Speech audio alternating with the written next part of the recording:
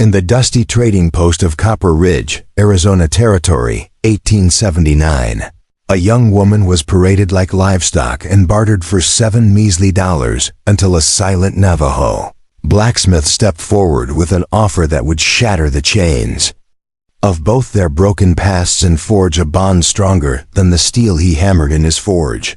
The sun beat down mercilessly on Copper Ridge Trading Post, a ramshackle collection of wooden buildings that served as the last stop for desperate souls heading deeper into Arizona Territory. It was the kind of place where morality went to die in the desert heat, where men with too much whiskey and too little conscience gathered to trade in things that shouldn't be traded. The year was 1879, and civilization was still a distant dream.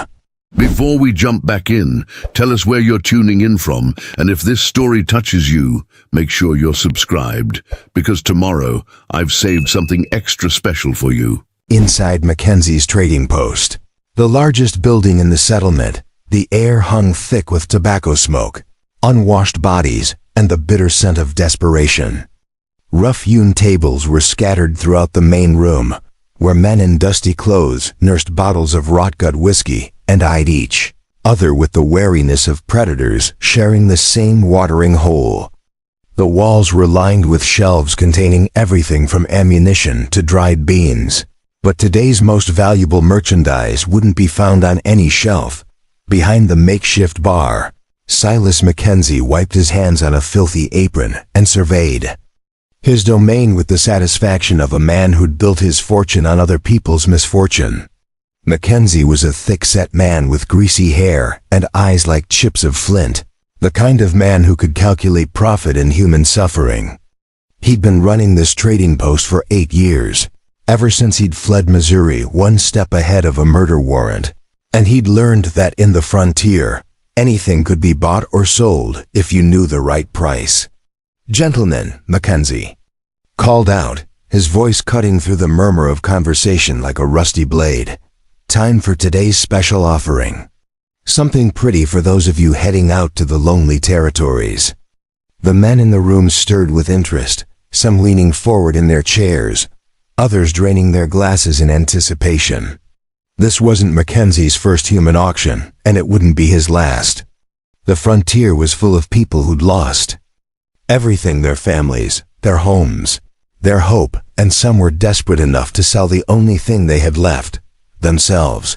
From a back room emerged 2 of Mackenzie's men, escorting a young woman between them. She couldn't have been more than 19, with auburn hair that caught the lamplight, despite being tangled and unwashed. Her dress, once fine quality, was now torn and stained with the evidence of hard travel. But it was her eyes that told they. Real story green as spring grass, but hollow with the kind of exhaustion that comes from fighting too long against impossible odds. This was Emma Fitzgerald, though none of the men in that room bothered to ask her name. To them, she was just merchandise, another commodity to be evaluated and purchased. But Emma's story ran deeper than they could imagine. A tale of loss and betrayal that had led her from the comfortable parlors of San Francisco to this godforsaken outpost in the middle of nowhere. "Found her walking the desert road 3 days ago," Mackenzie announced, circling Emma like a rancher showing off prize livestock. "Claims her wagon broke down, but I figure there's more to it than that. Don't matter much. What matters is she's young, she's got all her teeth, and she can work. Perfect for any of you boys heading out to homestead or work the mines." Emma stood perfectly still during this degrading display, her chin raised in defiance. Despite her circumstances, she'd learned in the past few months that showing fear only made predators more aggressive. Inside, her mind raced with memories of how she'd ended up here, each recollection a fresh wound that somehow made her stronger. She'd been the daughter of Patrick Fitzgerald, a successful merchant in San Francisco who'd built his fortune importing goods from the East Coast. Emma had grown up in comfort, educated by private tutors, fluent in French, and well-versed in literature and mathematics. She'd been engaged to marry Thomas Ashford, the son of another prominent merchant family, and her future had seemed as bright and secure as the California sunshine. Then everything had collapsed, like a house of cards in an earthquake. Her father's business partner, a man named Harrison Caldwell, had been embezzling funds for years. When Patrick discovered the theft and threatened to expose it, Caldwell had acted swiftly and ruthlessly. Patrick Fitzgerald was found dead in his study one morning, apparently of a heart attack, though Emma had seen the small puncture wound behind his ear that the corrupt coroner had chosen to ignore. With her father dead and the business's assets seized to cover Caldwell's fabricated debts, Emma had found herself penniless overnight.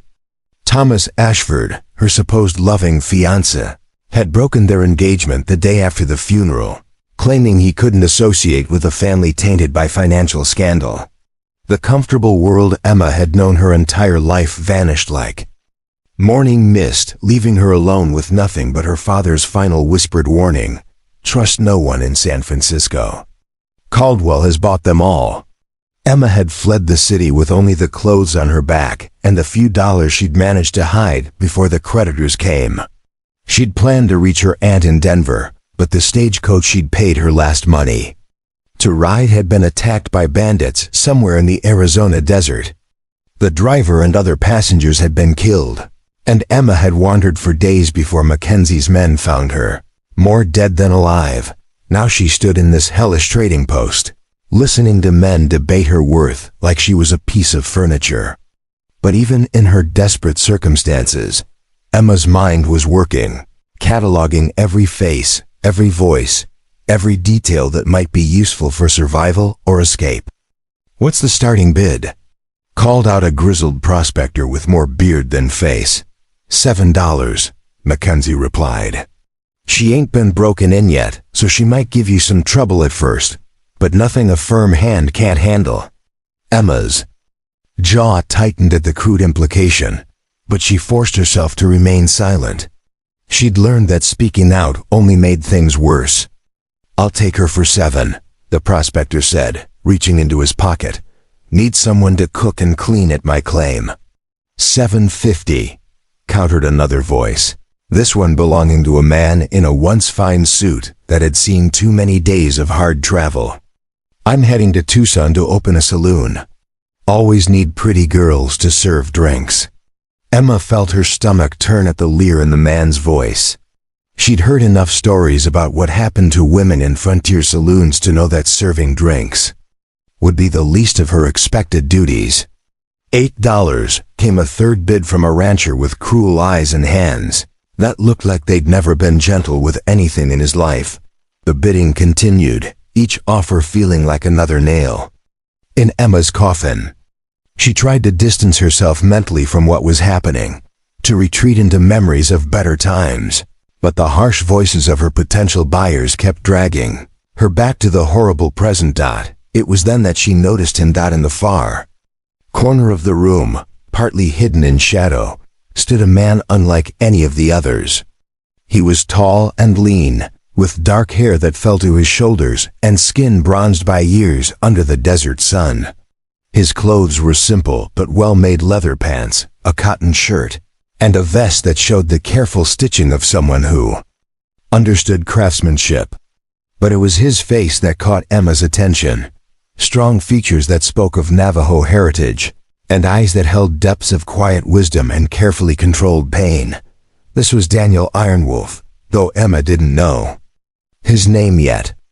She only knew that he was watching the proceedings with an expression that seemed to register every indignity being heaped upon her, and that unlike the other men in the room, there was no hunger in his gaze, only a kind of recognition, as if he understood exactly what it felt like to be reduced to a commodity. Daniel had come to Mackenzie's trading post for supplies, not entertainment. He lived alone in a canyon about 10 miles north of Copper Ridge, where he'd built a forge and workshop in a series of caves that provided natural protection from the elements. He was a blacksmith by trade, one of the finest in the territory, capable of crafting everything from horseshoes to intricate jewelry. Preparing and narrating this story took us a lot of time, so if you are enjoying it, subscribe to our channel. It means a lot to us now. Back to the story. His work was sought after by ranchers, miners, and even some of the army posts, though he was careful to limit his interactions with the white world to business transactions. Only, he'd learned early in life that showing too much of himself to white men was dangerous. His father had been a respected medicine man among the Dine, his people's true name for what the whites called Navajo. His mother had been a captive taken during a raid, a Mexican woman who'd eventually found love and acceptance among her captors, and chosen to stay even when rescue came. Daniel had grown up caught between worlds, fully accepted by neither, trusted completely by few. When he was 16, his parents had been killed during a cavalry raid on their village. The soldiers claimed they were pursuing stolen cattle, but Daniel knew better. They'd come for the silver his father had discovered in the sacred mountains, silver that the medicine man had refused to reveal to white prospectors. Daniel had survived by being away from the village, learning advanced metalworking techniques from an old Mexican craftsman who lived as a hermit in the canyons. Since then, Daniel had lived alone, speaking only when necessary, trusting no one completely. He'd built his forge in a hidden canyon that his father had shown him as a child, a place where the ancestors were said to watch over their descendants. There, in the echoing chambers carved by wind and water over countless centuries, Daniel created beauty from raw metal and tried to forge a life that honored both sides of his heritage. He'd come to the trading post that day to buy iron stock and coal for his forge, but the scene playing out before him stirred memories he'd tried to bury. He remembered his mother's stories of her own captivity, how she'd been bought and sold like an animal before his father had, claimed her through tribal law and gradually won her heart. He remembered the fear in her eyes when she spoke of those early days, and the gratitude that had followed when she realized she'd found safety and love among her captors. Now, watching Emma stand with quiet dignity despite her circumstances, Daniel saw that same mixture of fear and defiance his mother had described. But more than that, he saw something in Emma's eyes that called to something deep in his own soul, a recognition of shared isolation, of being alone in a world that seemed determined to break you. The bidding had reached $12 with the cruel-eyed rancher and the saloon owner trading offers back and forth. Emma closed her eyes briefly, trying to prepare herself for whatever fate awaited her, when a new voice cut through the noise. $20. The room fell silent, every head turned toward the corner where Daniel stood, no longer hidden in shadow, but stepping forward with quiet confidence. His voice had been soft, barely above a speaking tone, but it carried an authority that made strong men pause. Mackenzie's eyes lit up with greedy delight. Well now, that's more like it. $20 from the Indian. Anyone want to top that? The rancher started to speak, then seemed to think better of it as he got a good look at Daniel. There was something about the Navajo Blacksmith that suggested crossing him would be unwise. A coiled stillness that spoke of dangerous capabilities held carefully in check. 25, the saloon owner said, but his voice lacked conviction. Daniel's dark eyes fixed on the man with an intensity that made him fidget. 50, Daniel said simply. Gasps echoed around the room. $50 was more than most of these men made in 3 months. It was a fortune in this hardscrabble territory, an amount that spoke of resources hidden away and purposes not immediately apparent. 50 going once, Mackenzie called out, though his voice held a note of uncertainty. He'd never seen the Indian with that kind of money, and he was beginning to wonder if this was some kind of bluff. Daniel reached into his vest and withdrew a leather pouch. From it, he counted out 50 silver dollars, placing them on the nearest table where they caught the lamplight and gleamed like fallen stars. The sight of actual silver, not promises or IOUs, but real money, silenced any remaining objections. Sold, Mackenzie declared, sweeping up the coins before anyone could change their mind. The girl belongs to the Indian. Daniel walked slowly across the room to where Emma stood. Up close, she could see the fine lines around his eyes that spoke of years, spent squinting into forge fires, and the small scars on his hands that marked him as a craftsman who worked with dangerous tools. But she also saw something else, a gentleness in the way he moved, a carefulness that suggested he understood what it meant to be fragile. "Ma'am," he said quietly, offering her his arm with the same courtesy he might show a lady at a church. "Social." His voice carried a slight accent, the result of growing up speaking Navajo as his first language, but his English was clear and educated. Emma stared at him for a moment, unsure what to expect. In her experience, men who bought women rarely bothered with politeness. But something in Daniel's manner, the way he waited for her to take his arm rather than grabbing her, the respectful distance he maintained, suggested this might be different. From what she'd feared, tentatively, she placed her hand on his offered arm. His muscles were solid beneath the cotton of his shirt, strong from years of swinging hammers and working bellows, but his touch was gentle as he guided her toward the door. "Where are you taking her, Iron Wolf?" called out one of the disappointed bidders. "You got yourself a woman hidden out in that canyon of yours?" Daniel paused in the doorway, his dark eyes scanning the room with quiet authority. "That," he said simply, "is not your concern." The finality in his voice discouraged further questions. Together, Daniel and Emma stepped out into the blazing Arizona sunshine, leaving behind the stifling atmosphere of greed and desperation that filled Mackenzie's trading post. Outside, 2 horses waited at the hitching rail, a sturdy bay gelding. That was clearly Daniel's mount, and a smaller paint mare with gentle eyes and a comfortable-looking saddle. Daniel had anticipated needing to transport supplies, but now those saddlebags would carry something far more precious and fragile than iron stock. "Can you ride?" Daniel asked, his voice still quiet but somehow warmer now that they were away. From the trading post, Emma nodded. "Yes, though it's been a while."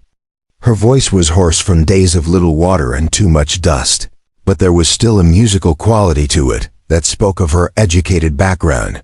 Daniel untied both horses and handed Emma the paint mare's reins. "Her name is Star," he said, pointing to the white marking on the horse's forehead. "She's gentle and sure-footed. She'd take care of you." As Emma mounted the horse, she felt the first stirring of something she hadn't experienced in months: hope. This strange, quiet man who'd paid $50 for her freedom was treating her with more respect than her own fiancé had shown in the end. She didn't know what he wanted from her, or what kind of life awaited her in his hidden canyon, but for the first time since her father's death, she felt like she might be safe. Daniel swung easily onto his bay gelding and gathered the reins. "It's about 2 hours' ride to my home," he said. "We'll take it slow, let you get used to Star's Gate." As they rode away from Copper Ridge, Emma couldn't help but look back at the trading post one last time. Behind those walls, men were already returning to their drinking and scheming, probably arguing about who might have won her if the Indian hadn't appeared with his mysterious fortune. The thought made her shudder, and she turned her face forward toward the desert horizon where red mesas rose like ancient monuments against the endless blue sky. Beside her, Daniel rode in comfortable silence, his eyes constantly scanning their surroundings with the alertness of someone who'd learned never to take safety for granted. He was already planning how to make Emma comfortable in his simple home, wondering what supplies he'd need to buy the next time he visited a settlement, thinking about how to help this clearly educated young woman find her place in his solitary world. Neither of them spoke during that first hour of riding, but something unspoken passed between them, a recognition that their lives had just changed in ways neither could fully comprehend yet. Behind them, the dust of their passage settled back onto the desert floor, erasing the evidence of their departure, as if the land itself was protecting their secret dot.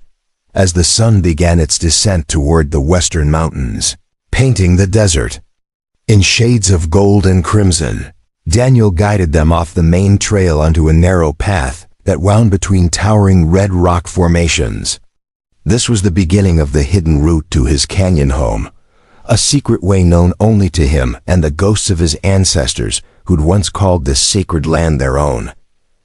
Emma followed, her heart beating with a mixture of anticipation and uncertainty. As they rode deeper into the mysterious landscape that would become her new world. Whatever awaited her in Daniel Ironwolf's hidden canyon, it had to be better than what she'd left behind. It had to be. The desert wind carried their scent away as they disappeared into the maze of stone. And somewhere in the distance, a hawk cried out as if announcing that two lost souls had just begun their journey toward finding each other. The path Daniel led them along seemed to disappear and reappear like a mirage, winding through formations of red sandstone that towered overhead like the pillars of some ancient cathedral.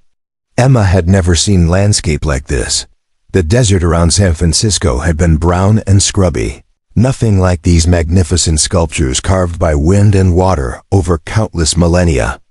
Every turn revealed new wonders, arches of stone that framed distant mountains like nature's own windows, pillars balanced impossibly on narrow bases, and caves that yawned like dark mouths in the cliff faces. As they rode deeper into this maze of stone, Emma began to understand why Daniel had chosen this place for his home. The path was so narrow in places that they had to ride single file, and so cleverly hidden that anyone not knowing exactly where to look would ride past without ever suspecting it existed. It was a fortress built by the earth itself, a sanctuary, where a man could disappear from the world and all its troubles. The sun was beginning to set when Daniel finally called a halt beside a small spring that bubbled up from between the rocks to form a clear pool before disappearing again into the sandy ground. The horses drank gratefully while Daniel filled their water bottles and Emma washed the dust from her face and hands. The water was surprisingly cool and sweet, nothing like the bitter, alkaline stuff they'd been given at the trading post. "We're almost there," Daniel said, his voice carrying easily in the desert stillness. "Just over that ridge." He pointed to what looked like an impassable wall of stone, but Emma was beginning to trust that Daniel could find paths where none seemed to exist. As they climbed the narrow switchback trail that led up the cliff face, Emma found herself holding her breath. One misstep would send horse and rider tumbling hundreds of feet to the rocks below. But Star seemed as sure-footed as a mountain goat, picking her way carefully up the treacherous path while Daniel's bay gelding led the way with the confidence of long familiarity. At the top of the ridge, the path curved around a massive boulder, and suddenly Emma found herself looking down into a hidden valley that took her breath away. The canyon was perhaps half a mile long and a quarter-mile wide, its floor green with grass and dotted with cottonwood trees that spoke of underground water sources. A small stream wound through the center of the valley, catching the last rays of sunlight like a ribbon of liquid gold. But what truly amazed Emma were the buildings. Tucked against the far wall of the canyon, built into natural caves and alcoves in the rock face, was a complex of structures that seemed to grow organically from the stone itself. Adobe walls filled the gaps between natural pillars, creating rooms and workshops that were perfectly integrated with their surroundings. Smoke rose from several chimneys, and the warm glow of lamplight could be seen through windows cut into the living rock. "This is incredible," Emma breathed, forgetting for a moment to be cautious around her mysterious rescuer. "How long did it take you to build all this?" Daniel's expression softened slightly at her obvious wonder. 7 years, he said, though the caves were already here. My people used this place for shelter during the winter months, back when we could move freely through these lands. I just made it more permanent. As they descended into the valley, Emma could see the full scope of Daniel's achievement. The main workshop was built around the largest cave, with massive bellows and anvils visible through open doorways. A forge glowed red in the gathering darkness, tended by what appeared to be an automated system of weights and pulleys that kept the fire at the perfect temperature. Other buildings seemed to serve different purposes. One was clearly a stable, Another looked like a storage facility, and a third appeared to be living quarters. But it was the details that truly impressed Emma. Gardens had been terraced into. The hillsides growing corn, beans, and squash in the traditional Native American combination known as the Three Sisters. Fruit trees had been planted along the stream, their branches heavy with peaches and apples that shouldn't have been able to survive in this desert climate. Everywhere she looked, she saw evidence of careful planning and patient work of a man who'd built not just a home but a complete, self-sufficient world. "You did all this yourself?"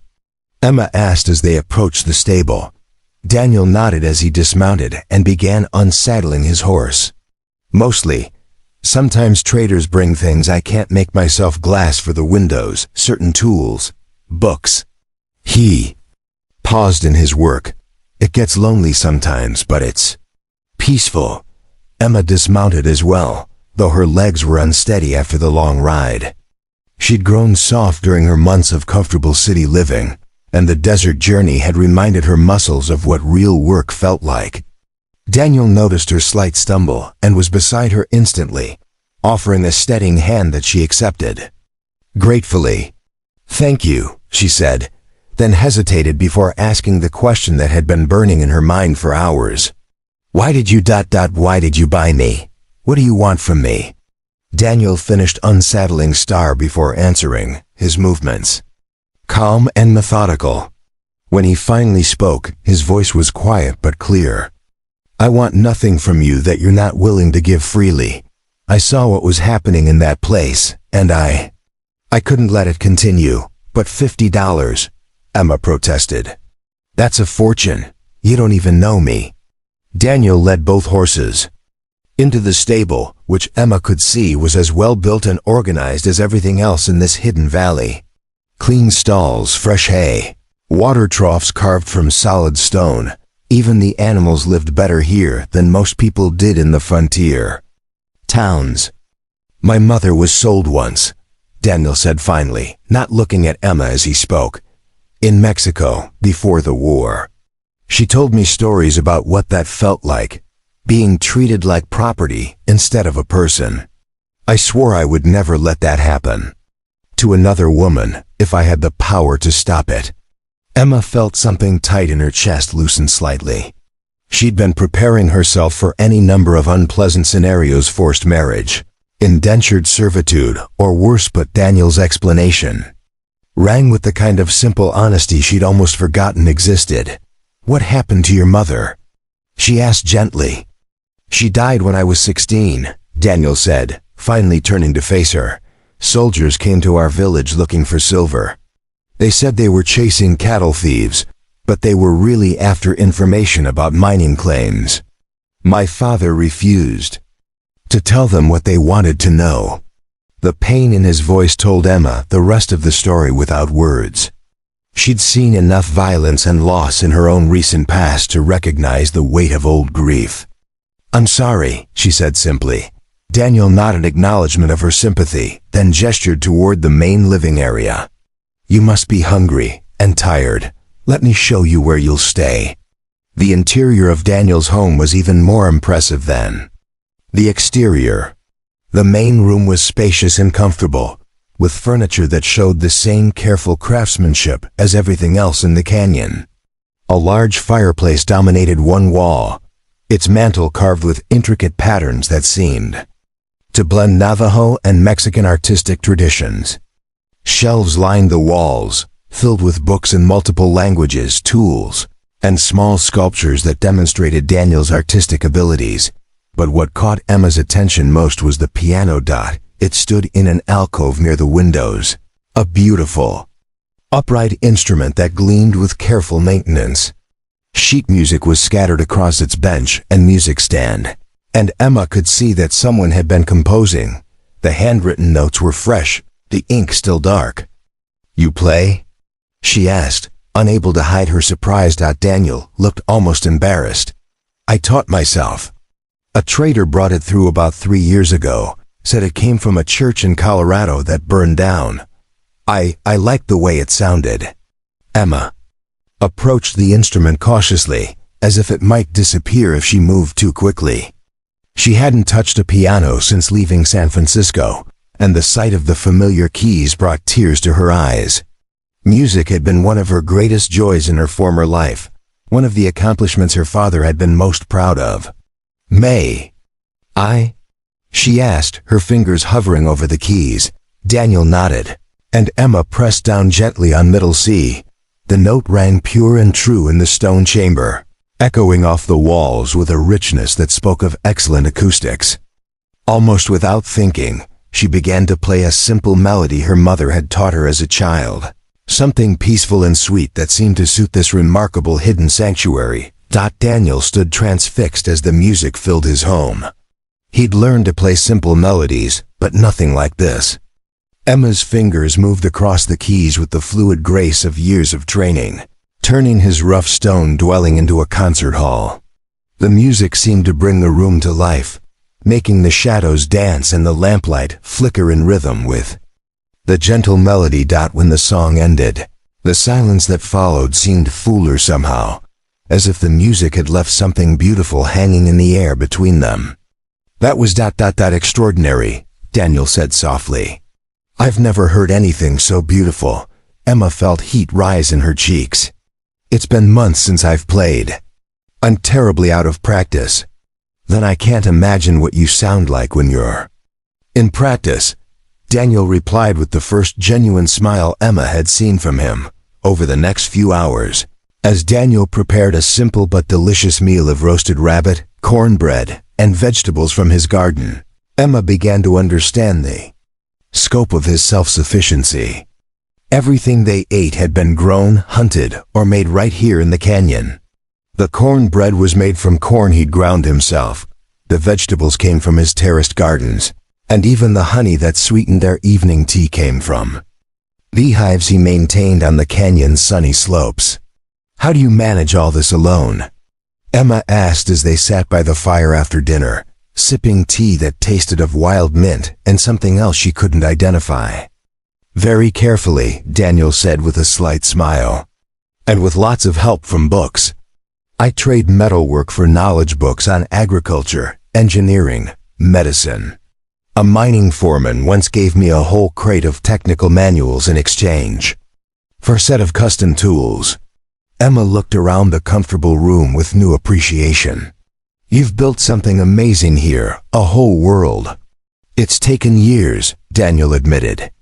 "But it's safe, peaceful, no one bothers me here, and I don't have to deal with people who see my skin and decide what kind of man I am before I open my mouth."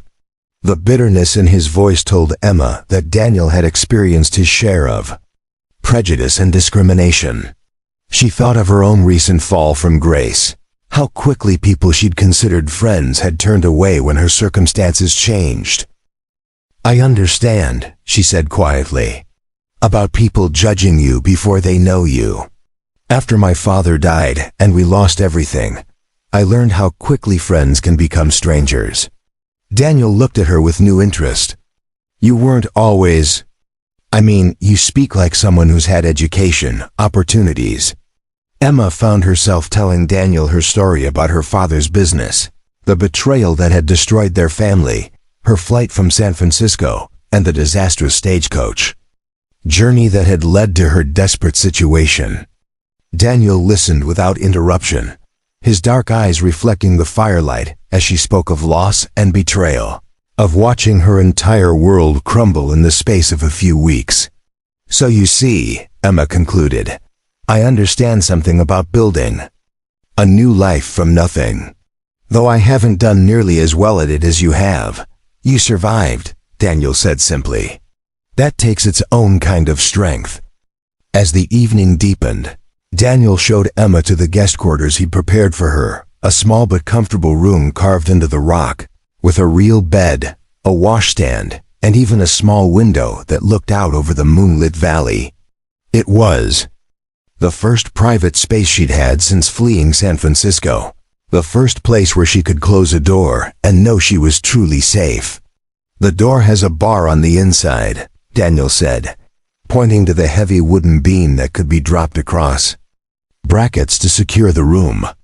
No one will disturb you here, not ever. Emma felt tears prick her eyes at this simple gesture of respect and protection.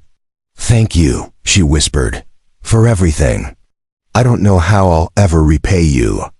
You don't owe me anything, Daniel said. Firmly, tomorrow, if you want, I can take you to the territorial capital. Help you find passage to wherever you want to go. Or ... double quote, he hesitated, as if afraid to voice the thought. Or you could stay here for a while. Until you decide what you want to do next. The choice is entirely yours. After Daniel left her alone, Emma sat on the edge of the bed and tried to process everything that had happened. This morning she'd been facing a future as the property of rough men with cruel intentions.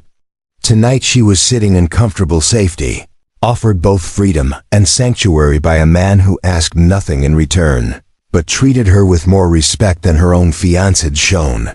She walked to the window and looked out over Daniel's hidden valley, moonlight silvering the stream and the leaves of the cottonwood trees. Somewhere in the distance, she could hear the soft ring of hammer on anvil. Daniel working late in his forge, perhaps unable to sleep after the disruption to his solitary routine. Emma had a choice to make, but for the first time in months, all her options felt like hopeful ones. She could leave this place and try to build a new life elsewhere, armed with the confidence that came from surviving her recent ordeals. Or she could stay in this remarkable sanctuary and discover what kind of life might be possible in a place where a person was judged by their character rather than their circumstances. As she prepared for bed in clean clothes, Daniel had provided simple but well-made garments that fit surprisingly well. Emma found herself humming the melody she'd played on the piano earlier. The music seemed to echo off the stone walls of her small chamber, filling the space with something that felt very much like hope. Outside, the desert wind whispered through the canyon, carrying with it the sense of sage and night-blooming flowers. For the first time since her father's death, Emma Fitzgerald fell asleep feeling truly safe, protected not just by stone walls and hidden locations, but by the simple kindness of a man who'd chosen to see her humanity when others saw only merchandise. Tomorrow would bring new choices and new possibilities, but tonight, in the peaceful darkness of Daniel Ironwolf's hidden canyon, that was enough. Emma woke to the sound of hammer striking steel, a rhythmic ringing that echoed off the canyon walls like a metallic heartbeat.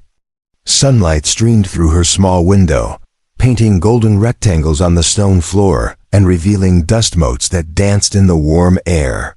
For a moment, she couldn't remember where she was. The bed was too comfortable, the air too clean, the sounds too peaceful to be real. Then memory flooded back. The trading post, Daniel's unexpected rescue, the incredible hidden valley that seemed like something from a fairy tale.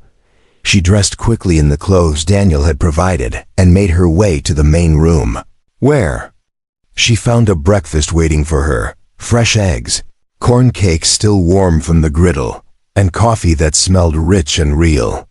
A note in careful handwriting sat beside the plate: "Eat whenever you're ready. I'll be in the forge if you need anything. No obligations, no schedule. Rest as long as you need." The simple kindness of the gesture brought tears to Emma's eyes. When was the last time someone had considered her needs without expecting something in return?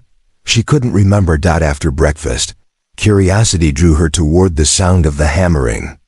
She followed a well-worn path that led to the largest of Daniel's cave workshops, where the entrance yawned wide to accommodate the massive bellows and chimney system that fed his forge. The heat hit her first, a dry, intense warmth that spoke of fires burning at temperatures she'd never experienced. Then came the sight that stopped her in her tracks. Daniel stood at the anvil like a bronze statue come to life, his shirt discarded in deference to the heat, sweat gleaming on skin made golden by the forge light. In his hands he held a piece of white-hot steel with tongs, shaping it with precise hammer blows that rang out in perfect rhythm. Emma had never seen metalworking before, but even her untrained eye could recognize the skill in every movement. Daniel wasn't just beating metal into submission, he was coaxing it, persuading it, dancing with it in a partnership that transformed raw iron into something beautiful and useful. She watched, mesmerized as the glowing bar gradually took the shape of what appeared to be a horseshoe, but unlike any horseshoe she'd ever seen. This one was decorated with intricate patterns that seemed to flow like water across the metal surface, turning a purely functional object into a work of art. Daniel must have sensed her presence because he looked up from his work, his dark eyes meeting hers across the forge fire. For a moment, neither of them moved. Emma caught in the act of watching, Daniel caught in the act of creation. Then he smiled, the expression transforming his face from merely handsome to something approaching. "Beautiful." "Good morning," he said, setting down his hammer and using a leather apron to wipe the sweat from his face. "Sleep well?" "Better than I have in months," Emma admitted. "Thank you for the breakfast, and the note. You didn't have to ... I wanted to," Daniel said simply. "You've been through enough without having to worry about schedules and expectations." Emma stepped closer to the anvil, drawn by the intricate patterns cooling on the horseshoe. "This is incredible work. I've never seen anything like it." Daniel looked almost embarrassed by the praise. "It's just a horseshoe. But the man who commissioned it, he appreciates beauty as much as function. His mare deserves something special. You made this beautiful just because someone would appreciate it." "Beauty matters," Daniel said, his voice taking on a deeper tone. "My father taught me that. He said the spirits judge us not just by what we accomplish, but by how much care we put into our work, whether we're making horseshoes or..." He gestured around the workshop where Emma could now see dozens of finished pieces waiting for delivery or display. What she saw took her breath away. Daniel's forge produced far more than simple tools and horseshoes. Delicate jewelry sat alongside. Massive iron gates, their surfaces covered with patterns that seemed to tell stories in metal.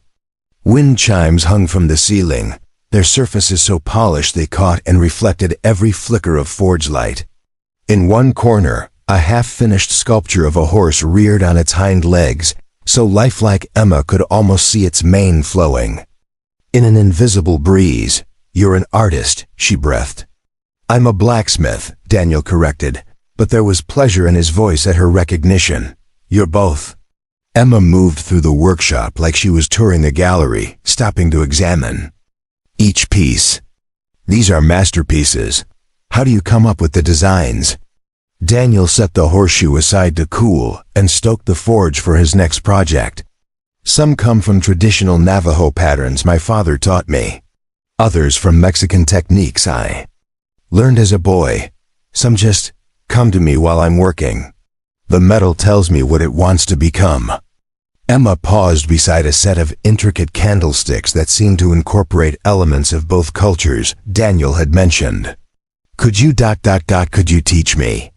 I know it's presumptuous to ask, but I've never seen anything like this, and I'd love to understand how it's done." Daniel looked surprised by the request. "It's hot, dirty work, and dangerous. The forge burns at over 2,000 degrees. I'm not afraid of heat or dirt," Emma said firmly. "And I learn quickly. In San Francisco, I convinced my father's jeweler to teach me basic metalwork. I know how to handle small tools and work with precious metals." Something shifted in Daniel's expression, surprise giving way to interest, then to something that might have been respect. "You worked with a jeweler?" "Just small things," Emma said modestly. "Repairs mostly. But I loved the precision of it, the way you could take something broken and make it whole again." Daniel was quiet for a long moment, studying Emma's face as if trying to read something written there. Finally, he nodded toward a smaller anvil in the corner of the workshop. "That was my learning anvil," he said. "My father made it for me when I was 12. If you're serious about learning, we could start with something simple." Emma's face lit up with the first genuine excitement she'd felt since her father's death. "I'm completely serious." Then we start with safety, Daniel said. Move into a cabinet and pulling out a leather apron, heavy gloves, and safety glasses made from dark, thick glass. The first rule of the forge is that it doesn't forgive mistakes. Respect the fire, respect the metal, and always think before you move. Over the next several hours, Daniel proved to be a patient and thorough teacher. He started Emma with the absolute basics: how to read the color of heated metal to judge its temperature, how to hold tools properly to avoid injury, how to position herself at the anvil for maximum control and minimum strain. Emma threw herself into the lessons with an intensity that surprised them both, asking detailed questions and practicing each technique until her movements became smooth and natural. "Your jewelry experience shows," Daniel observed as Emma successfully shaped her first piece of hot iron, a simple hook that would be used to hang pots over a fire. "You understand that metal has memory, that you have to work with its nature rather than against it." Emma wiped sweat from her forehead with the back of her gloved hand, leaving a streak of soot that made Daniel smile. "It's like music in a way. You have to listen to what the metal is telling you. Find the rhythm that works best." "You really are a musician," Daniel said. It wasn't a question. He'd heard enough in Emma's piano playing the night before to recognize trained talent. "I was," Emma said, her voice carrying a note of loss. "Before everything changed. Music was going to be my life, teaching, performing, maybe even composing. But that world doesn't exist for me anymore." Daniel set down his own tools and looked at her seriously. "Why not? Music doesn't care about money or social position. It only cares about truth." Emma laughed, but there was no humor in it. "Try telling that to the San Francisco music societies.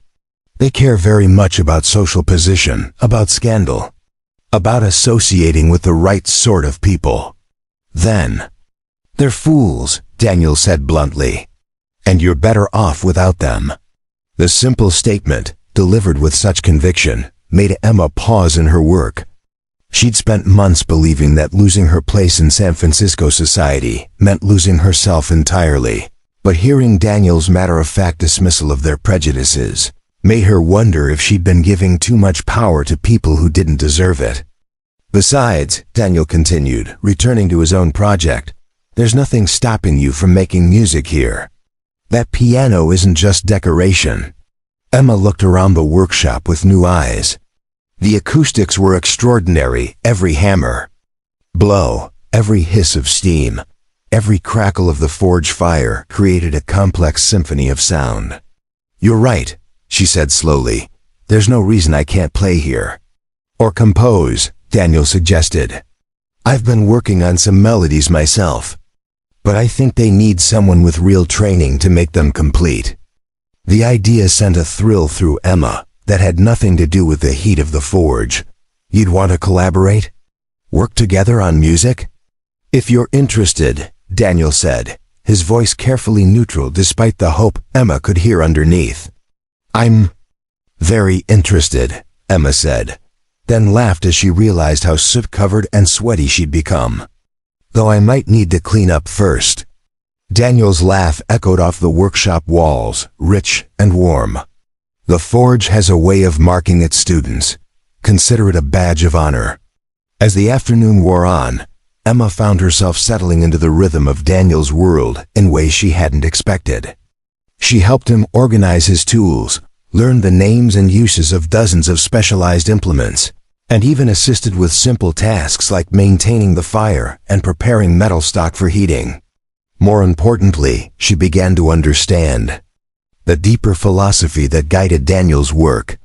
"My father used to say that everything we create carries a piece of our spirit," Daniel explained as they worked together to forge a set of simple nails. "Good work, done with care and intention, blesses everyone who uses it. Sloppy work, done without thought, spreads negativity into the world." Emma thought about this as she carefully shaped her nail, trying to make each hammer blow count for something. "Is that why everything you make is so beautiful? Because you're putting your spirit into it?" Partly, Daniel said, but also because I have time to do things right.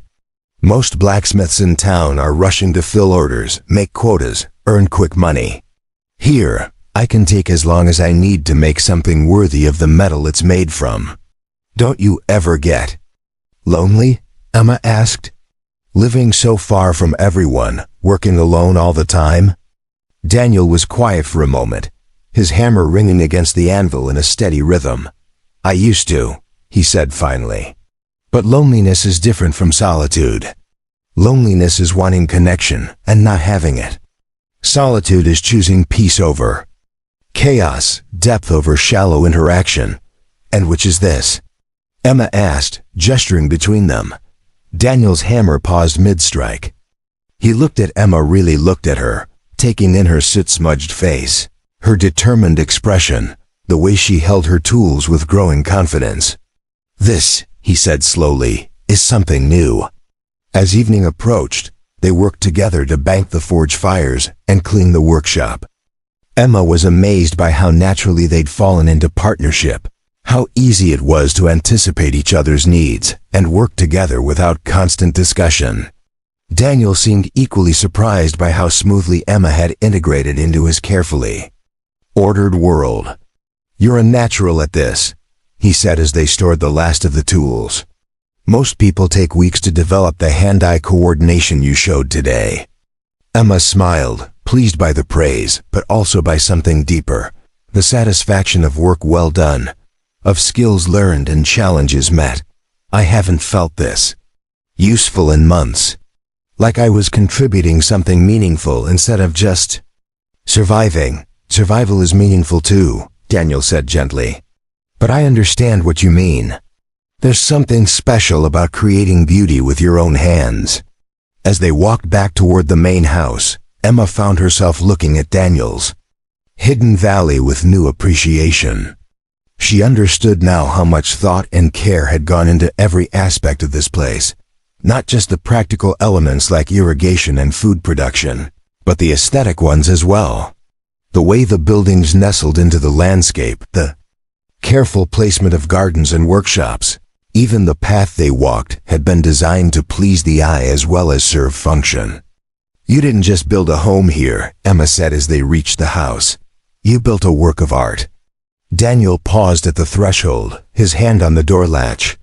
I built a place where I could be myself completely, where I didn't have to choose between the parts of my heritage or apologize for what I am. Emma understood then that Daniel's Canyon was more than a refuge, it was a statement of identity, a place where a man caught between two worlds could create a third that honored both.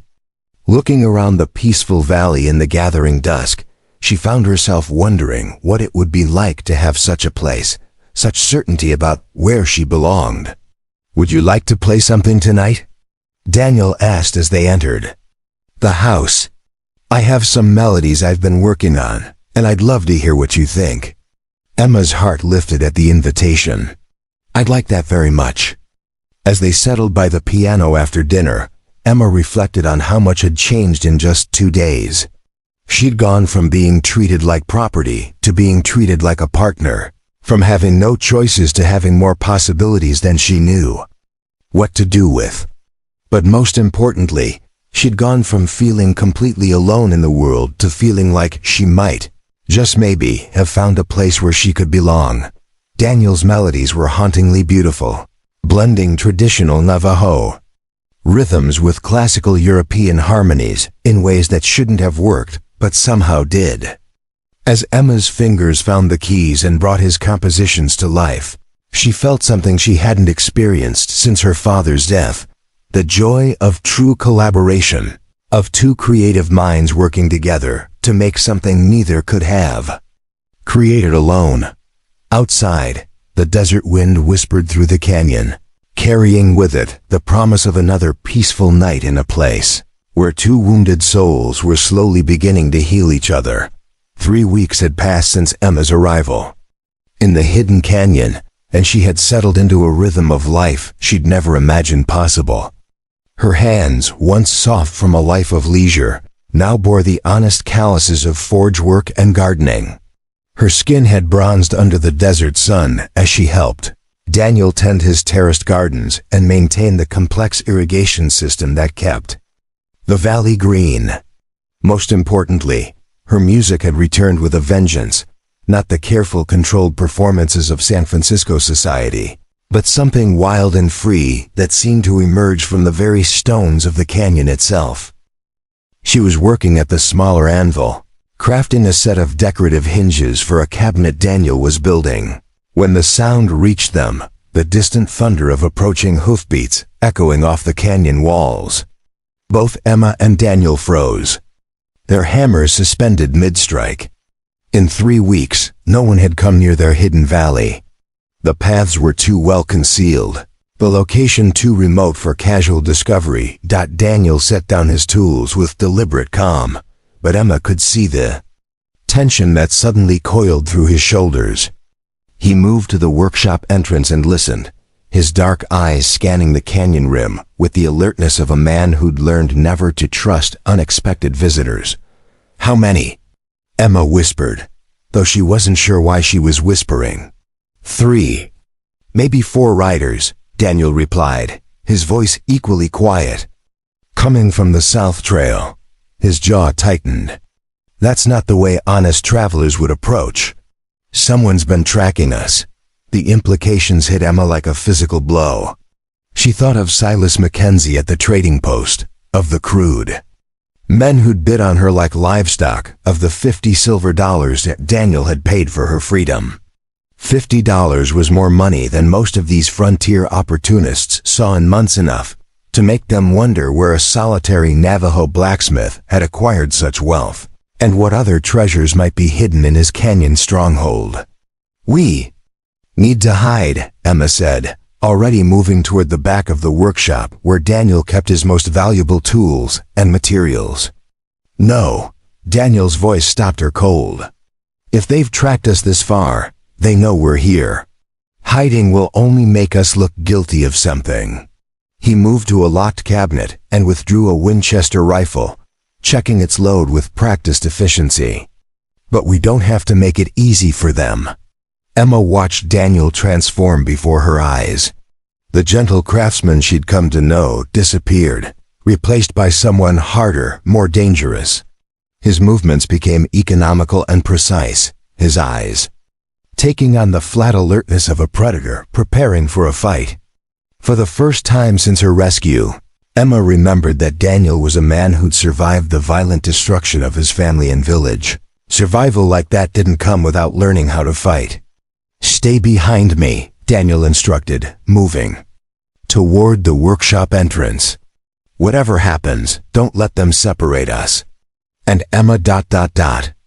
He paused, looking back at her with an expression that mixed regret with determination. "I'm sorry.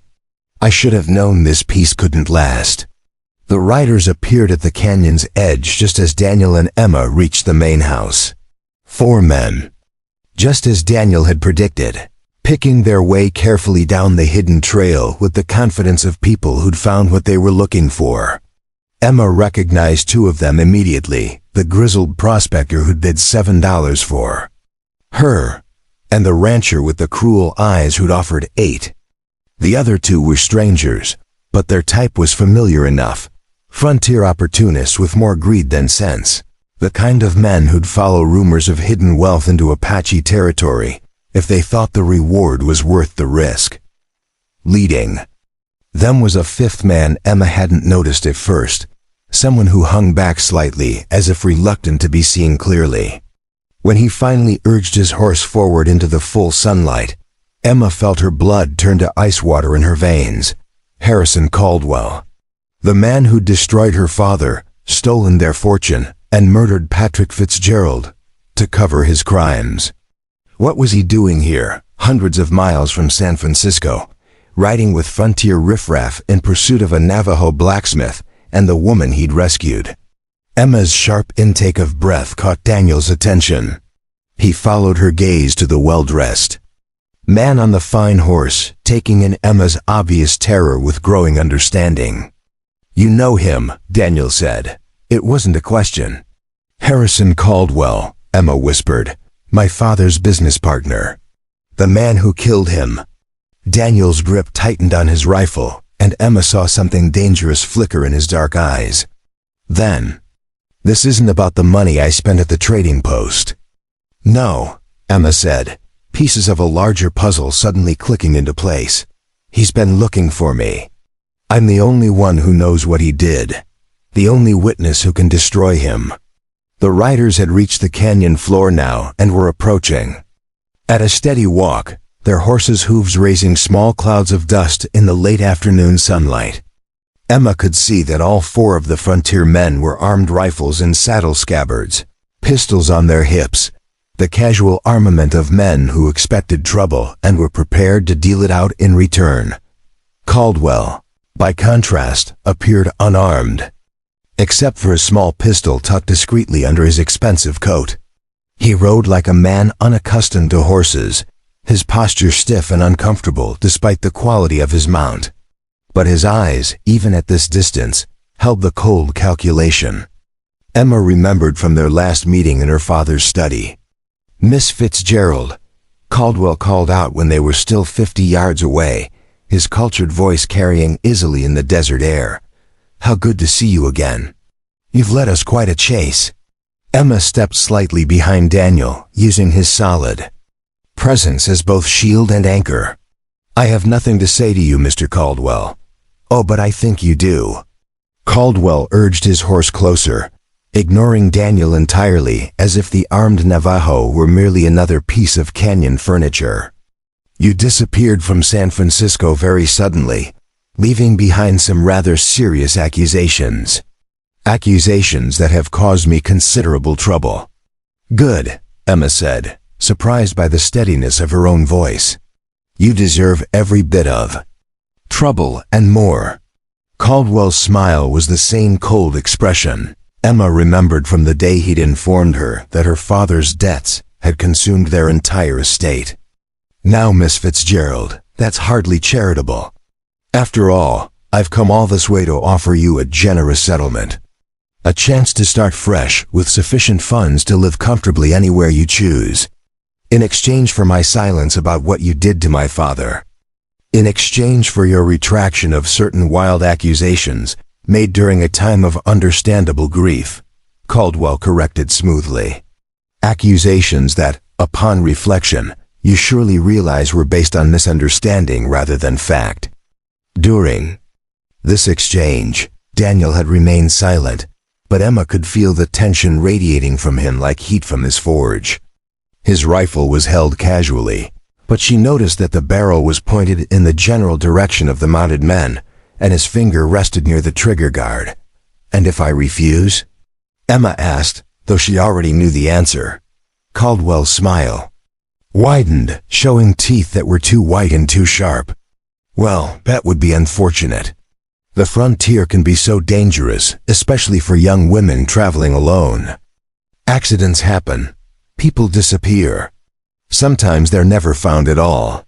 The threat was delivered with the same cultured tone Caldwell might have used to discuss the weather, but Emma saw the prospector and rancher exchange glances that told her the threat was very real indeed. That it was Daniel who finally spoke, his voice carrying the kind of quiet authority that made strong men nervous. "You're not welcome here." Caldwell finally acknowledged Daniel's presence, his gaze taking in the Navajo's obvious strength, and the rifle held with casual competence. "And you are?" "Someone who paid good money for Miss Fitzgerald's freedom," Daniel replied evenly. "Someone who doesn't appreciate having his property threatened." Emma started to object to being called property, but then she caught the subtle emphasis Daniel had placed on the word. He was playing a role, presenting himself as just another frontier opportunist who'd purchased a woman for his own purposes. It was a performance designed to make Caldwell underestimate him, and Emma forced herself to remain silent. "Ah," Caldwell said, his tone suggesting he found this information interesting. "And how much did you pay for her?" $50, Daniel replied. "More than she was worth, considering the trouble she's brought." The casual dismissal in Daniel's voice might have fooled Caldwell, but Emma could see the muscle jumping in Daniel's jaw the way his knuckles had gone white around the rifle stock. He was furious at having to play this game, but smart enough to recognize it as their best chance of survival. $50, Caldwell mused. That's quite an investment. I'd be willing to reimburse you for your loss, of course. Say, $100 for your trouble? And then what? Daniel asked. You take her back to San Francisco? Something like that, Caldwell said vaguely. The point is, you'd be well compensated for a brief inconvenience. Emma felt sick at the casual way these men discussed her fate, but she forced herself to remain silent. Daniel was clearly working towards something, and she had to trust his instincts. $100 is generous, Daniel said slowly. But I've grown attached to her. She's useful around the place. Cooks, cleans, provides other comforts. The implications in his voice made Emma's skin crawl, even though she knew. He was acting. Caldwell's eyes narrowed slightly. How much? $200, Daniel said without hesitation. And that's my final offer. Emma watched Caldwell consider this, his cold gaze moving between Daniel and herself, as if calculating some complex equation. She could almost see the wheels turning in his mind. $200 was a significant sum, but nowhere near the amount her testimony could cost him if she ever made it back to civilization. Done, Caldwell said finally, reaching into his coat for what Emma assumed was a money pouch. Instead, his hand emerged with the small pistol Emma had glimpsed earlier. At the same instant, the four frontier men drew their own weapons with the smooth efficiency of men who'd performed this maneuver before. Actually, Caldwell said, his cultured mask finally slipping to reveal the cold killer underneath, I think I'll just take what I came for and keep my money. Much more economical. Daniel's rifle swung up with liquid speed, but 4 guns against 1 was impossible odds, even for someone with his skills. Emma closed her eyes, certain they were about to die in this beautiful valley that had become her sanctuary. Then the world exploded in gunfire and chaos. The first shot came not from Caldwell or his men, but from somewhere high on the canyon walls. One of the frontier gunmen spun from his saddle with a cry of pain, his pistol flying from nerveless fingers. The second shot followed instantly, and the rancher's hat flew from his head along with a considerable portion of his scalp. Daniel used the confusion to dive behind a large boulder, pulling Emma with him as return fire peppered the stone around. Them. Stay down, he commanded, then raised his voice in a carrying shout. About time you showed up, old man. Old man? Emma gasped, pressing herself against the boulder as bullets whined overhead. Joseph Running Bear, Daniel explained tersely, working the action of his rifle. My father's brother.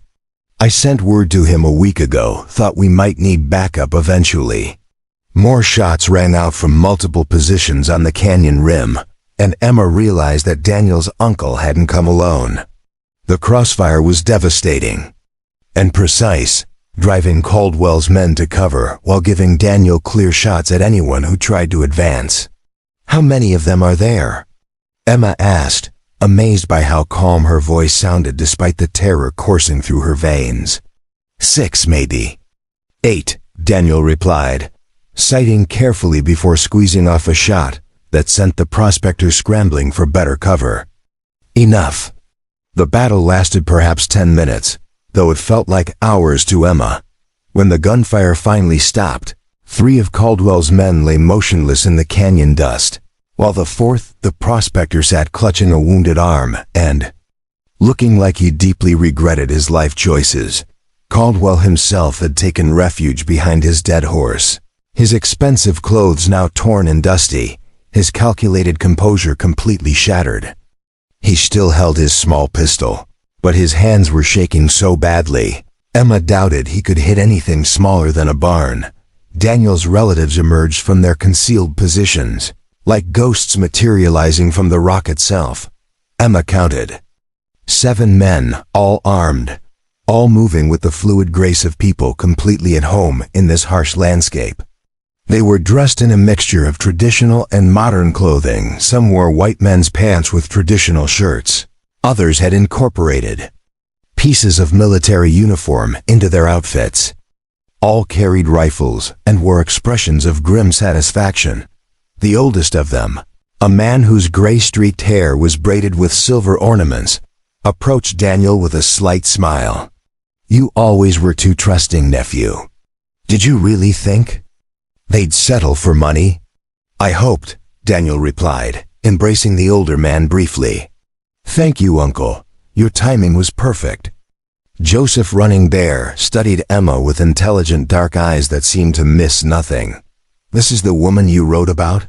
The one you paid so much to free?" "This is Emma," Daniel said simply. "Emma, this is my uncle, Joseph Running Bear. And these are my cousins and their friends." Emma found herself surrounded by curious but not unfriendly faces. She'd never been this close to so many Native Americans, and she was struck by the dignity and quiet strength they all seemed to share. "She's not what I expected," Joseph said finally. "What did you expect?" Emma asked, finding her voice. Joseph's weathered face creased in what might have been a smile. "Someone who wouldn't last a week in the desert. But you look like you've been working, like you belong here." Before Emma could respond to this unexpected acceptance, Caldwell's voice cut across the canyon. "This isn't over, Miss Fitzgerald. You can't hide forever. I have resources, connections. I'll find you again."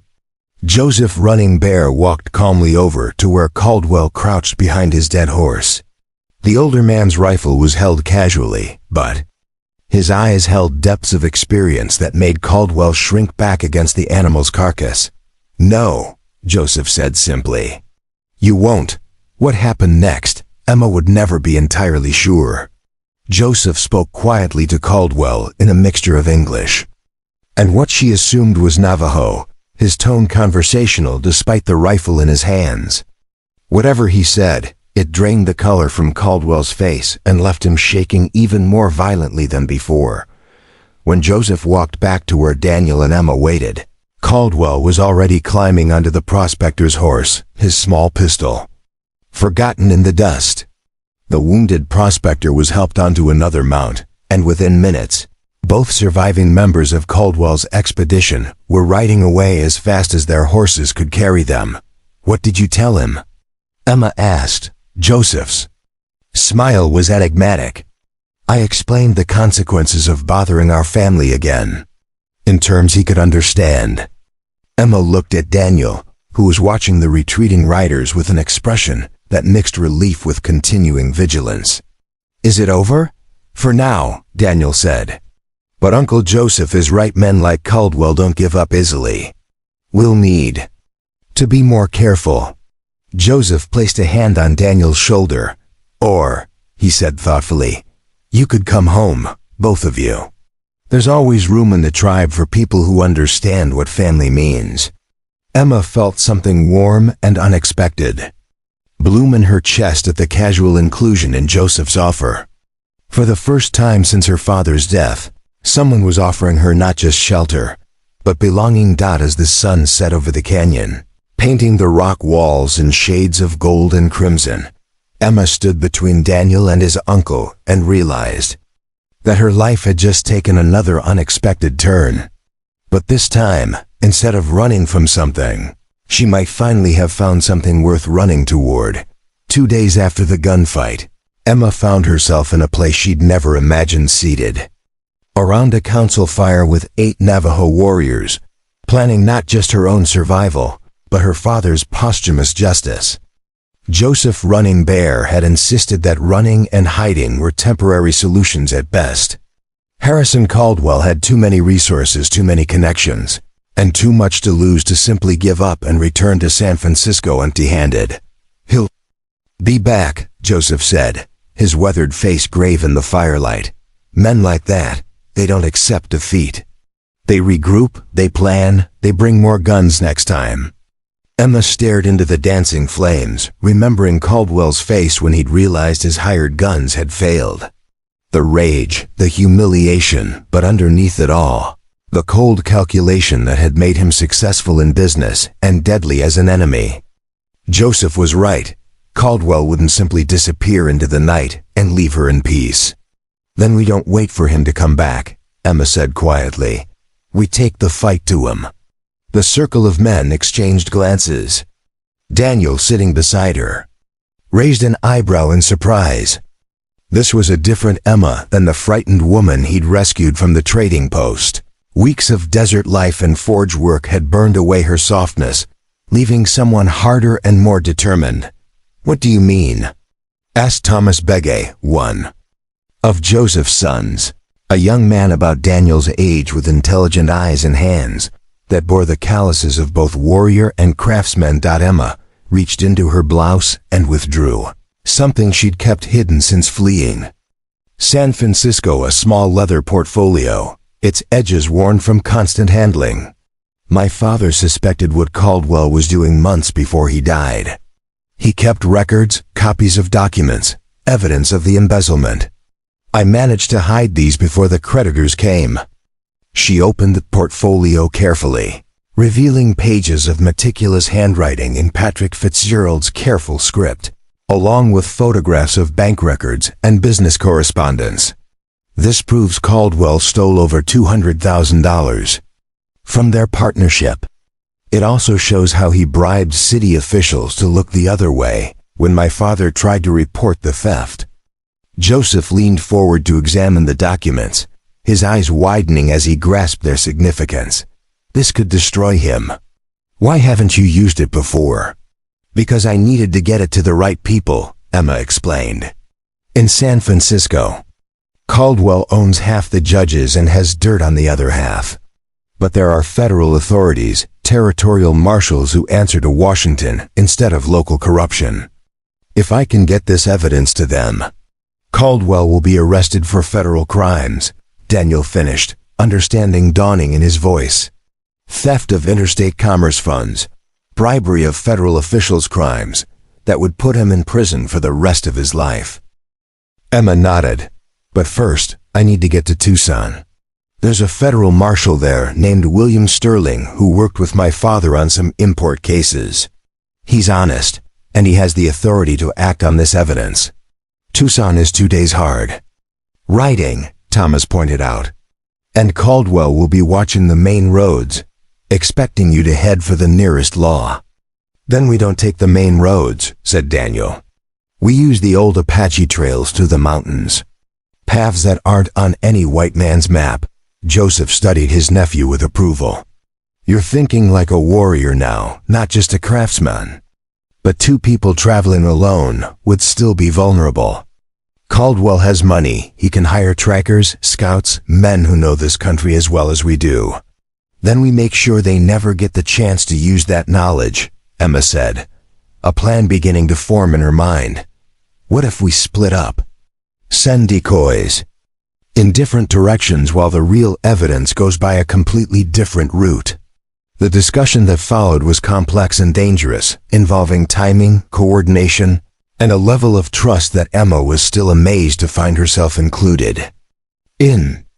These men, Daniel's family, were planning to risk their lives for a woman they'd known for less than a week, simply because she was important to Daniel and her cause was just. The final plan was audacious in its simplicity. Daniel and Emma would leave the canyon openly, taking the main trail toward Flagstaff as if trying to reach the railroad. This would draw Caldwell's attention and any pursuit he might organize. Meanwhile, Thomas Begay would take a copy of the evidence documents along the hidden mountain trails to Tucson, traveling alone and fast on the paths known only to the Dine. And if Caldwell catches Daniel and me? Emma asked. Joseph's smile was grim. He won't find you easy prey this time. And if he tries to harm you? The older man's voice trailed off, but the promise in his eyes was clear enough. The next morning brought a flurry of preparation. Daniel packed his traveling gear with the careful efficiency of someone who'd learned to live out of saddlebags when necessary. Emma prepared her own kit, marveling at how different her needs were now compared to her San Francisco days.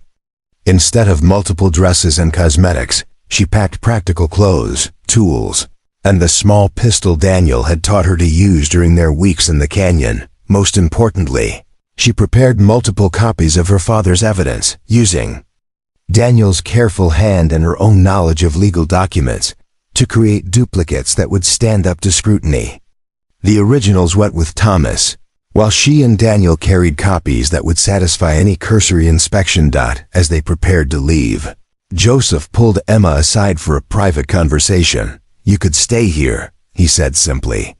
"Become part of the family. Let Thomas handle this business in Tucson. You've already lost one father to this man's greed. Why risk losing the life you've built here?" Emma considered the offer seriously. In the past month, she'd found peace, purpose, and something that felt remarkably like love in this hidden canyon. The idea of leaving it, possibly forever, tore at her heart in ways she hadn't expected. "Because if I don't stop him, Caldwell will destroy other families the way he destroyed mine," she said finally. "Because my father deserves justice, even if it comes too late to save him, and because ... She paused, searching for words to express something she was only beginning to understand. "Because Daniel taught me that running away doesn't solve anything. Sometimes you have to stand and fight." Joseph nodded slowly. "Daniel chose well when he chose you. But remember, courage without wisdom is just another word for foolishness. Don't let your need for justice blind you to danger." Emma and Daniel rode out of the canyon as the sun reached its zenith, their horses' hooves raising small clouds of dust that would be visible to any watchers on the distant ridges. They took their time, making no effort to conceal their passage, even stopping at a known waterhole to rest and let anyone following them close the distance. "You know, this feels like the stupidest thing we've ever done," Daniel said as they watered their horses. "Probably because it is," Emma replied cheerfully. "But it's also the right thing to do. Sometimes those are the same thing." Daniel looked at her with an expression that mixed admiration with exasperation. "A month ago, you were hiding in my root cellar because a stranger knocked on the door. Now you're using yourself as bait to catch a killer." "A month ago, I was still thinking like a victim," Emma said. "You taught me to think like a survivor. Your uncle taught me to think like a warrior." They made camp that evening in a shallow canyon that offered some protection from the wind, but would be impossible to defend if attacked. It was exactly the kind of vulnerable position that would encourage Caldwell to make his move rather than continuing to follow at a distance. Sure enough, just after sunset, the sound of approaching horses echoed off the canyon walls. Emma felt her heart begin to race, but she forced herself to remain calm. The plan depended on her ability to play her part convincingly. "Remember," Daniel murmured as he made a show of banking their campfire, "you're a reluctant witness who just wants this to be over, scared but not panicked. Willing to bargain." Emma nodded, trying to channel the terrified young woman she'd been a month ago instead of the confident person she'd become. It was harder than she'd expected. Her time in the canyon had changed her in fundamental ways, and acting helpless felt like putting on clothes that no longer fit. Caldwell appeared at the canyon rim with 6 new men, all of them looking considerably more professional than the frontier riffraff he'd brought on his first attempt. These were hired guns from the territorial capital, men who killed for money and were good enough at it to charge premium prices. "Miss Fitzgerald," Caldwell called down, his voice echoing off the stone walls. "I told you this wasn't over. I trust you've had time to reconsider my generous offer." "What offer?" Emma called back, proud of the slight tremor she managed to inject into her voice. "You tried to kill us." "A misunderstanding," Caldwell replied smoothly. "My associates were overly enthusiastic. But I'm prepared to be reasonable. The documents your father stole from our partnership, return them to me, and you can go anywhere you like with enough money to live comfortably." Emma exchanged a glance with Daniel, who gave an almost imperceptible nod. Time for the crucial part of their performance. I don't have them, Emma said, allowing desperation to creep into her voice. They were in my luggage when the stagecoach was attacked. Everything was stolen or burned. Don't lie to me, Miss Fitzgerald. You wouldn't have run so far without those documents. They're your only insurance against my ... permanent solution to this problem. I'm telling you the truth. Emma's voice rose to just below a shout. The papers are gone. I have nothing left. Daniel stepped forward, his hands empty and visible. She's been through her belongings a dozen times, he called up to Caldwell, looking for anything valuable she could trade. There are no papers. Caldwell was quiet for a long moment, and Emma could almost hear him thinking. Would a frightened young woman really have held on to incriminating documents through a stagecoach attack and weeks of desperate survival? Or would she have lost them along with everything else from her former life? Bring her up here, Caldwell ordered finally. I want to search her belongings myself. This was the moment Emma had been dreading. If Caldwell discovered the copies of the documents in her saddlebags, their entire plan would collapse. But as she and Daniel climbed the narrow trail to where Caldwell waited, she forced herself to remember that the real evidence was already on its way to Tucson with Thomas Begay.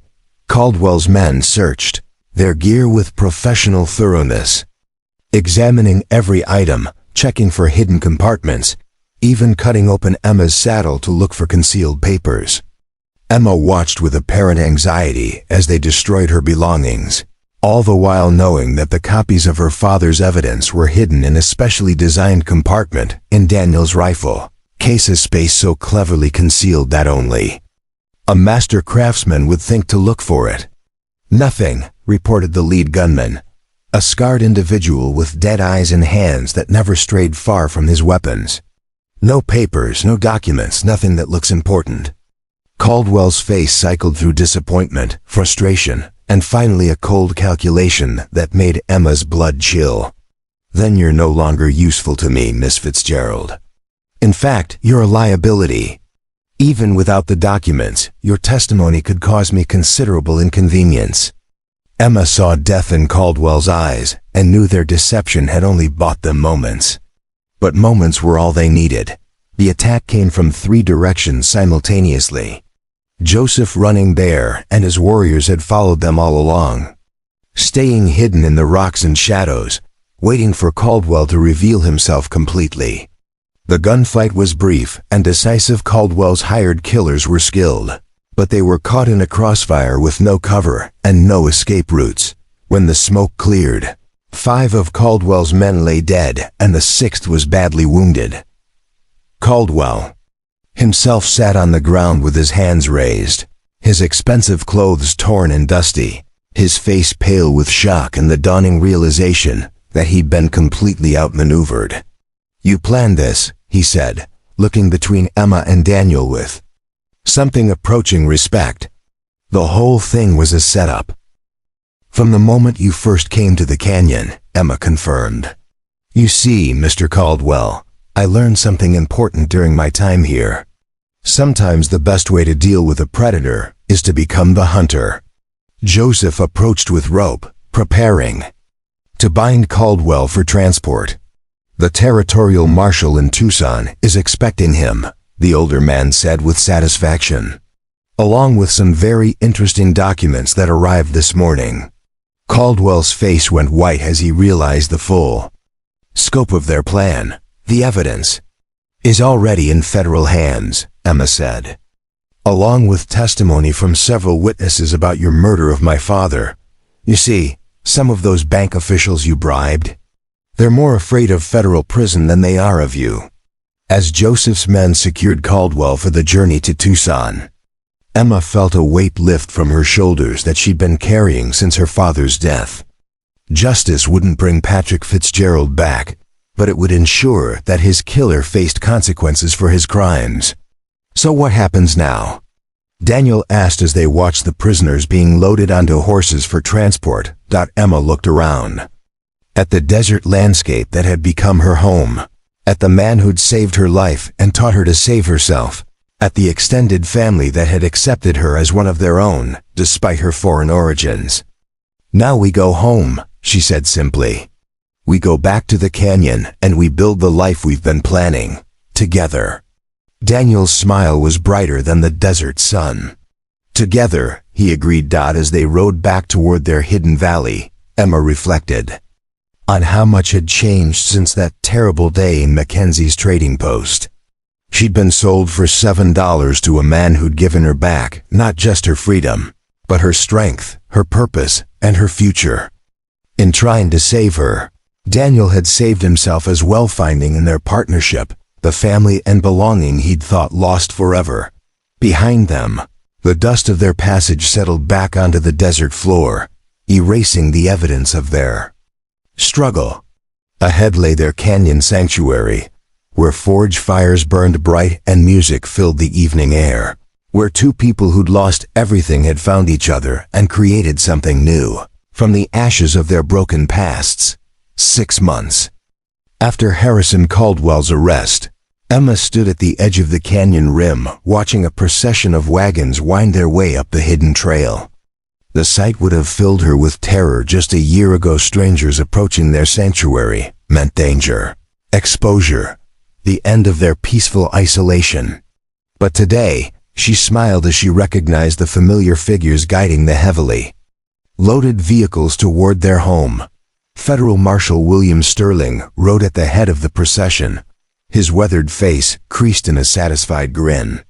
Behind him came 2 wagons loaded with machinery and supplies, driven by men Emma had come to trust over the months of legal proceedings that had followed Caldwell's capture. Most importantly, the 3rd wagon carried something that represented the culmination of a dream she'd barely dared to acknowledge: a complete printing press, purchased with the reward money the federal government had paid for information leading to the conviction of one of the most corrupt businessmen in California history. Daniel appeared at her elbow, his own face reflecting her mixture of excitement and nervousness. "Second thoughts?" he asked gently. "About the press?" "Never." Emma reached for his hand, their fingers intertwining with the natural ease of 2 people who'd learned to work in perfect harmony. "About turning our private paradise into a business venture, maybe a few." Daniel chuckled, the sound warm and rich in the desert air. "It was your idea to start a newspaper. The Canyon Voice, you called it. A voice for people who don't have one." Emma nodded, remembering the moment of inspiration that had struck her during Caldwell's trial. Sitting in that federal courthouse in Tucson, watching corrupt officials squirm under the weight of evidence they couldn't suppress or explain away, she'd realized that information was the most powerful weapon against injustice. Her father's careful documentation had brought down a killer, but how many other crimes went unrecorded, unreported, unnoticed because the victims had no voice? "The frontier needs honest journalism," she said, watching Marshal Sterling's wagon navigate a particularly tricky section of the trail. "Stories about real people, real problems, real solutions. Not just the sanitized version that the territorial papers print to keep their advertisers happy. And you want to provide that from a hidden canyon in the middle of nowhere." Emma grinned at his skeptical tone. "From a hidden canyon with the most secure distribution network in the Southwest, you mean? Your cousin's trading routes reach every mining camp, ranch, and settlement from here to California. We could get real news too. Places that haven't seen an honest newspaper in years." The truth was, Emma's plan was far more ambitious than simple journalism. Over the months of legal proceedings, she'd met dozens of people whose stories deserved telling: miners cheated by company stores, ranchers whose land was being stolen through legal technicalities, native families whose children were being taken by government schools that seemed more interested in destroying culture than providing education. The Canyon Voice would give these people a platform, a way to share their experiences and connect with others facing similar challenges. As the wagons reached the canyon floor, Emma and Daniel hurried down to greet their visitors. Marshal Sterling dismounted with the careful movements of a man whose bones remembered too many long days in the saddle, but his handshake was firm and his smile genuine. "Miss Fitzgerald, Mr. Ironwolf," he said, tipping his hat to both of them. "I have to say, your canyon is even more impressive than you described. And this equipment," he gestured to the wagons with obvious admiration, "that's the finest printing press money can buy." Caldwell's assets covered the entire cost, with enough left over for a year's worth of paper and ink. Emma felt a deep satisfaction at the poetic justice of using Caldwell's stolen wealth to fund the very newspaper that would expose corruption like his. Any word on his appeal? Sterling's expression hardened. "Denied. 25 years in federal prison, and he'll serve every day of it." The judge was particularly unimpressed with his attempts to bribe court officials during the trial. Over the next several hours, Emma threw herself into the complex task of supervising the installation of the printing equipment. The press itself was a marvel of engineering, a steam-powered monster that could produce hundreds of copies per hour when properly operated. Daniel had spent weeks preparing a workshop space in one of the larger caves, installing ventilation systems and designing work tables that would accommodate the intricate process of typesetting and printing. "You realize this changes everything," Daniel said as they watched the workers position the massive press in its new home. "Once we start publishing, we won't be hidden anymore. People will know where to find us." Emma nodded, understanding the sacrifice Daniel was making. This canyon had been his refuge, his escape from a world that had never quite accepted him. By agreeing to house her newspaper here, he was giving up the anonymity and security that had allowed him to build his remarkable sanctuary. "We could still change our minds," she offered. "Set up the press somewhere else. Keep this place separate from the business." Daniel shook his head. "No, this is where we belong, where we do our best work. If that means dealing with visitors and deliveries and all the complications of the outside world, then that's what we'll do. Together." As evening approached, Marshal Sterling joined them around the fire for what had become a tradition during his visits, sharing stories of his investigations and the broader political currents affecting the territories. Tonight's news was particularly significant. "There's talk in Washington about statehood for Arizona," Sterling said, accepting a cup of coffee from Emma with grateful hands.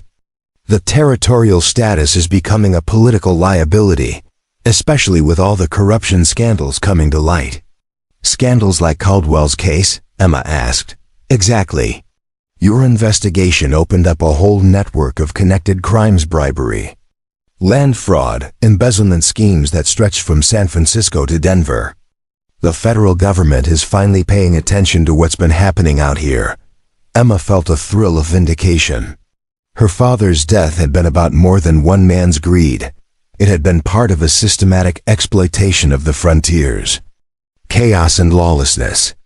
By exposing Caldwell, they'd helped reveal the scope of the problem and provided evidence for broader reforms. "Which brings me to why I'm really here," Sterling continued, his tone becoming more serious.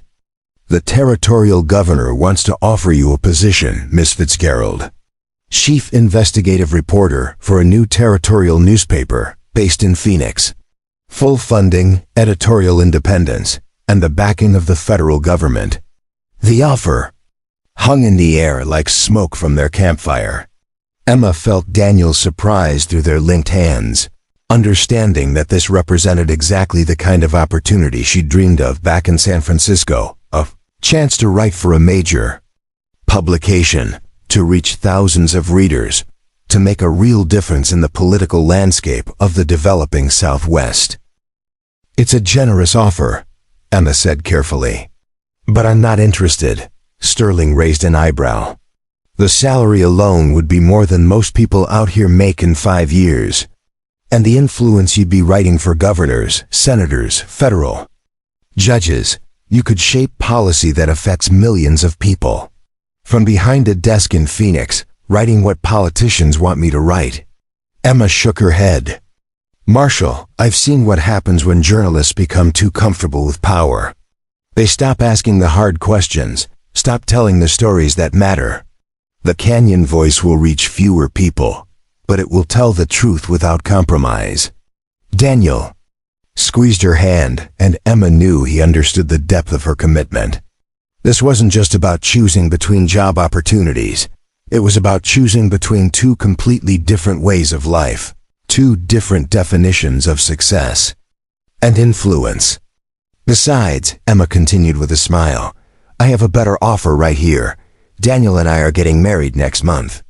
Sterling's face broke into a delighted grin. Well, I'll be damned. Congratulations to both of you. When's the ceremony?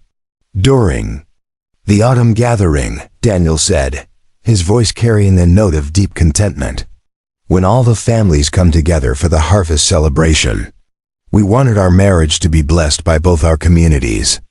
The conversation that followed was warm and celebratory, filled with plans for the wedding and the newspaper's first edition. But Emma noticed that Daniel grew quiet as the evening progressed, staring into the fire with an expression she'd learned to recognize as deep thought. Later, after Sterling had retired to his bedroll and they were alone under the star-filled desert sky, Emma finally asked what was troubling him. Are you sure? Daniel said simply. About turning down the territorial position? About staying here, building something from nothing instead of joining something already established? Emma turned to face him fully, seeing in his dark eyes the same uncertainty she'd wrestled with herself.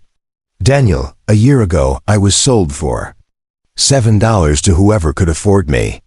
Today, federal marshals are asking for my professional opinion and offering me positions of influence. Do you know what made the difference? Daniel shook his head. You did. You saw something in me worth investing in, worth protecting, worth partnering with. You taught me that my value isn't determined by what other people are willing to pay for me. It's determined by what I'm willing to build with my own hands. Emma reached up to touch his face, feeling the strong line of his jaw under her palm. I don't want to work for politicians in Phoenix. I want to work with you here, creating something that's entirely ours. Daniel's smile was like sunrise breaking over the canyon walls. In that case, Mrs. Iron Wolf-to-be, we have a newspaper to launch. The next morning brought a flurry of activity as they prepared for their first print run. Emma had spent weeks writing and typesetting the inaugural edition of the Canyon Voice, a 12-page publication that mixed local news with broader territorial issues. The lead story detailed the conviction of Harrison Caldwell and the network of corruption his case had revealed. But Emma was equally proud of the smaller stories, a profile of a Tohono, a Wadham farming family who developed innovative irrigation techniques, an expose of a mining company that was cheating its workers, and a piece about traditional Navajo metalworking techniques that Daniel had helped her research. Remember, Emma told Daniel as they prepared to start the press, this first edition sets the tone for everything that follows. We're not just printing news, we're making a statement about what journalism can be when it's truly independent. Daniel nodded, his hands already moving with practiced efficiency as he fed paper into the machine. They'd practiced this routine dozens of times over the past week, learning to work together with the same seamless coordination they'd developed at the forge. Emma operated the typesetting mechanism while Daniel managed the paper feed and pressure controls, their movements synchronized like dancers who'd rehearsed for years.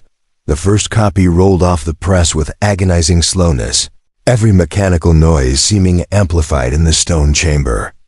Emma held her breath as Daniel lifted the still wet page, examining it for smudges, misalignments, or other printing errors.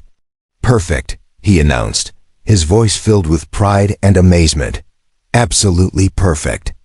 Emma felt tears spring to her eyes as she looked at the finished product, their first newspaper, created entirely by their own hands in their hidden canyon workshop. The headline read, "Justice delayed but not denied. Corrupt businessman sentenced after territory-wide investigation." And below it, in smaller type, special report by Emma Fitzgerald, Canyon Voice correspondent. "We did it," she whispered, hardly believing it was real. "We did it," Daniel agreed, then pulled her into his arms for a kiss that tasted of printer's ink and desert wind, and the sweetest victory Emma had ever known. Over the following days, they produced 500 copies of that first edition, each one representing hours of careful work and absolute attention to detail.